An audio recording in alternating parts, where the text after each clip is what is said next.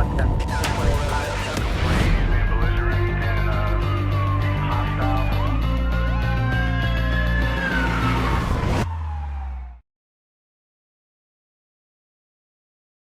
I'm David Roger, General Counsel for Las Vegas Police Protective Association. I'd like to talk to you about competency. And we've had a couple cases where people have either committed crimes against a police officer, or in one situation, an individual took officers on a high-speed pursuit, carjacked a couple of cars, and slammed into a canine officer's car.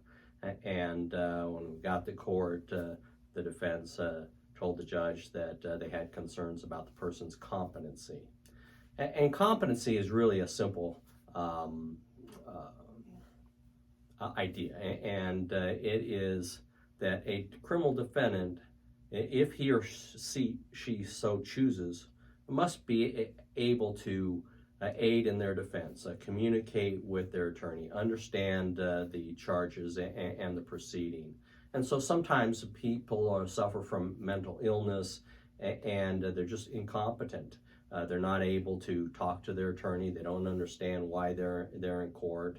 And so there's a process in place to deal with those things. If the judge believes that the person is not competent to stand trial, then the person is sent up to Northern Nevada at a place called Lakes Crossing, where psychologists and psychiatrists examine the individual.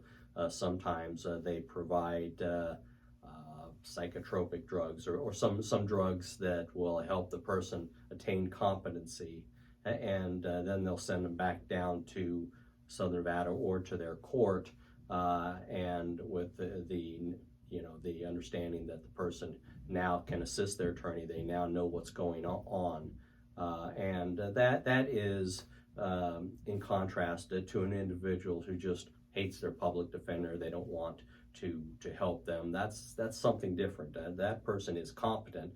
They just choose not to participate in the proceedings, and in those cases, it has to move forward. And so, in 99% of the time plus, an individual is later deemed to be competent, and the case moves forward from there. There's only one case that I'm aware of, and it happened to me.